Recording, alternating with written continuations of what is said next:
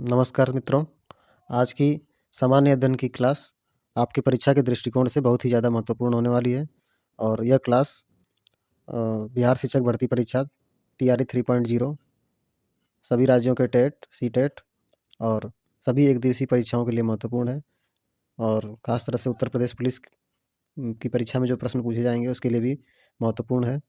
और इसी क्रम में आपका पहला प्रश्न है, सुपर मून के समय चाँद लगभग कितना प्रतिशत बड़ा दिखाई देता है? सुपर मून के समय चाँद लगभग कितना प्रतिशत बड़ा दिखाई देता है? आपके ऑप्शन है 5%, 20%, 14% या 50%। आपको सही जवाब का चयन करना है, कौन सा उत्तर सही है? 5%, 20%, 14% और 50%। तो इसका सही उत्तर हो जाएगा आपका 14%। 14% सुपर मून के समय चाँद बड़ा दिखाई देता है और यह घटना पूर्णिमा के दिन होती है। पूर्णिमा के दिन यह घटना होती है और इस समय पृथ्वी और चाँद की दूरी, चंद्रमा और पृथ्वी की दूरी बीच की दूरी सबसे कम होती है और इस दिन चाँद जो है 30% अधिक चमकीला दिखाई देता है। 14% तो बड़ा दिखाई देता है, लेकिन इसी के साथ 30% अधिक चमकीला भी दिखाई देता है और यह घटना पूर्णिमा के दिन घटित होती है और इस दिन पृथ्वी और चाँद की दूरी सबसे न्यूनतम होती है। अगला प्रश्न है, प्रश्न संख्या 2, भारतीय पशु चिकित्सा संस्थान कहाँ स्थित है? भारतीय पशु चिकित्सा संस्थान कहाँ स्थित है? यह एक चिकित्सा अनुसंधान केंद्र भी है।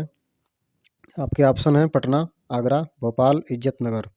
पटना, आगरा, भोपाल और इज्जतनगर, कौन सा उत्तर आपका सही है? आपको चयन करना है। तो इसका सही उत्तर हो जाएगा इज्जतनगर।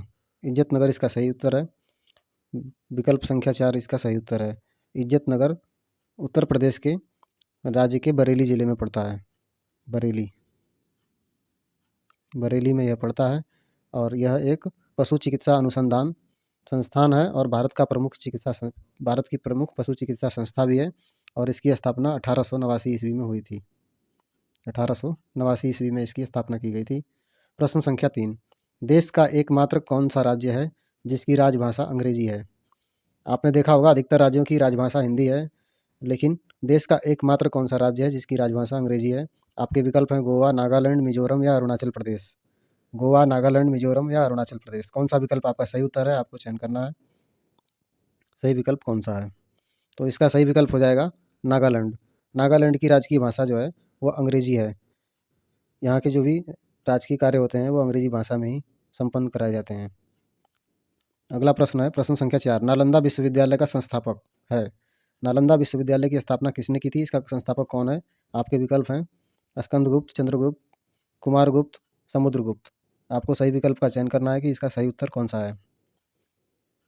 तो इसका सही उत्तर हो जाएगा मित्रों कुमारगुप्त। कुमारगुप्त प्रथम जो था, कुमारगुप्त प्रथम, इसने नालंदा विश्वविद्यालय की स्थापना की थी और यह 5वीं सदी में इसकी स्थापना हुई थी, 5वीं सदी में।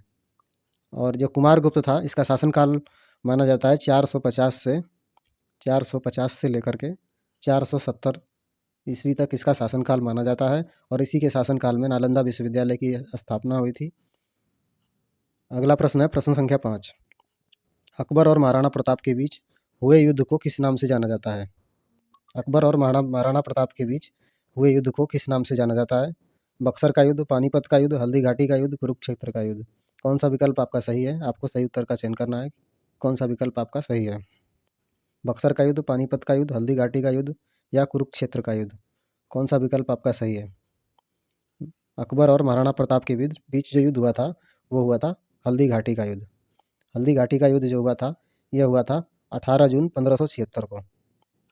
18 जून 1576 को ये महाराणा प्रताप और अकबर के बीच लड़ा गया था, जिसमें मेवाड़ की सेना और मुगलों की सेना आमने सामने हुई थी। प्रश्न संख्या 6, बिहार में किसान सभा की स्थापना किसके द्वारा की गई थी? जयप्रकाश नारायण, कर्पूरी ठाकुर, स्वामी अग्निवेश या स्वामी सहजानंद सरस्वती जी। 4 विकल्प हैं आपके, जयप्रकाश नारायण, कर्पूरी ठाकुर, स्वामी अग्निवेश, कौन सा विकल्प आपका सही है? आपको सही उत्तर का चयन करना है। तो इसका सही उत्तर हो जाएगा मित्रों स्वामी सहजानंद सरस्वती जी। स्वामी सहजानंद सरस्वती जी के द्वारा बिहार में किसान सभा की स्थापना की गई थी और यह स्थापना इन्होंने की थी मार्च 1929 में।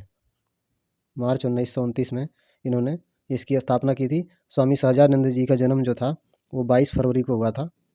22 फरवरी को और ये 22 फरवरी 1889 को उत्तर प्रदेश के गाजीपुर जिला के दुल्लापुर के पास देवा नामक ग्राम पर इनका जन्म हुआ था और इन्होंने किसान आंदोलन में अपनी एक भारतीय इतिहास में महत्वपूर्ण भूमिका निभाई और किसानों के हित के लिए आंदोलन चलाया। अगला प्रश्न है प्रश्न संख्या 7। विश्व स्वास्थ्य दिवस कब मनाया जाता है? 7 अप्रैल, 7 अगस्त, 7 नवंबर, 7 जनवरी। सही विकल्प का आपको चयन करना है कि कौन सा विकल्प आपका सही उत्तर है। विश्व स्वास्थ्य दिवस कब मनाया जाता है? 7 अप्रैल, 7 अगस्त, 7 नवंबर या 7 जनवरी को। सही उत्तर आपको चयन करना है कि कौन सा विकल्प आपका सही है। तो इसका सही उत्तर हो जाएगा विश्व स्वास्थ्य दिवस मनाया जाता है 7 अप्रैल के दिन। 7 अप्रैल के दिन विश्व स्वास्थ्य दिवस मनाया जाता है और यह पहली बार 1950 में मनाया गया था। 1950 में यह पहली बार मनाया गया था और इसकी शुरुआत WHO द्वारा की गई थी। WHO वर्ल्ड हेल्थ ऑर्गेनाइजेशन द्वारा इसकी शुरुआत की गई थी। प्रश्न संख्या 8। शरद विषु किस तिथि को होता है? आपको सही उत्तर का चयन करना है। 23 नवंबर, 23 सितंबर, 12 सितंबर या 23 अक्टूबर। शरद विषु की किस तिथि को होता है? तो इसका सही उत्तर हो जाएगा आपका 23 सितंबर के दिन। शरद विषु 23 सितंबर को होता है और इस दिन क्या होता है कि दिन और रात की अवधि बराबर होती है। 23 सितंबर के दिन दिन और रात की अवधि बराबर होती है। प्रश्न संख्या 9। ओजोन परत वायुमंडल की किस परत में स्थित है? समताप मंडल, बहिर्मंडल, क्षोभ मंडल या आयन मंडल। समताप मंडल, बहिर्मंडल, क्षोभ मंडल या आयन मंडल। ओजोन परत वायुमंडल की किस परत में स्थित है? आप लोगों को पता होगा ओजोन की जो 5 परतें हैं उसमें से किस परत में यह ओजोन परत स्थित है, आपको बताना है। आपके विकल्प हैं आपके सामने, समताप मंडल, बहिर्मंडल, क्षोभ मंडल या आयन मंडल। आपको सही विकल्प बताना है कि कौन सा विकल्प सही है। तो इसका सही विकल्प है समताप मंडल। इसको जो है स्ट्रेटोस्फेयर भी कहा जाता है। Stratosphere, stratosphere. और यह स्ट्रेटोस्फेयर के निचले भाग में पृथ्वी की सतह के ऊपर लगभग 10 किलोमीटर क्षेत्र तक इसका विस्तार माना जाता है और इसका फैलाव जो होता है यह इसकी फैलाव मौसम और भौगोलिक दृष्टिकोण के ऊपर भी निर्भर करता है। मौसम और भौगोलिक स्थिति के हिसाब से यह बदलता भी रहता है। ओजोन परत की खोज 1913 में हुई थी। 1913 में इसकी खोज हुई थी और ओजोन दिवस आपको पता ही है 16 सितंबर को मनाया जाता है। 16 सितंबर के दिन वो विश्व ओजोन दिवस मनाया जाता है। अगला प्रश्न है आपके स्क्रीन पर प्रश्न संख्या 10। बक्सर का युद्ध कब लड़ा गया था?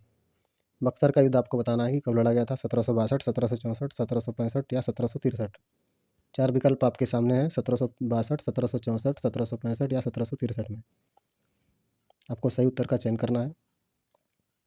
तो इसका सही उत्तर हो जाएगा आपका 1764 को। 1764 ईस्वी में यह बक्सर का युद्ध लड़ा गया था 22 अक्टूबर को दिन। 22 अक्टूबर 1764 को यह युद्ध लड़ा गया था और इसमें ये त्रिकोणीय युद्ध था। इसमें 3 पक्षों की संयुक्त सेनाओं के बीच यह युद्ध लड़ा गया था जिसमें अंग्रेजी सेना का नेतृत्व हेक्टर मुनरो ने किया था और इसमें बंगाल के नवाब और अवध के नवाब भी शामिल थे और अंत में यह युद्ध 2 दिनों तक चला था। 2 दिन तक यह युद्ध चला था और बहुत भयंकर युद्ध हुआ था। इसमें अंग्रेजी सेना की जीत हुई थी।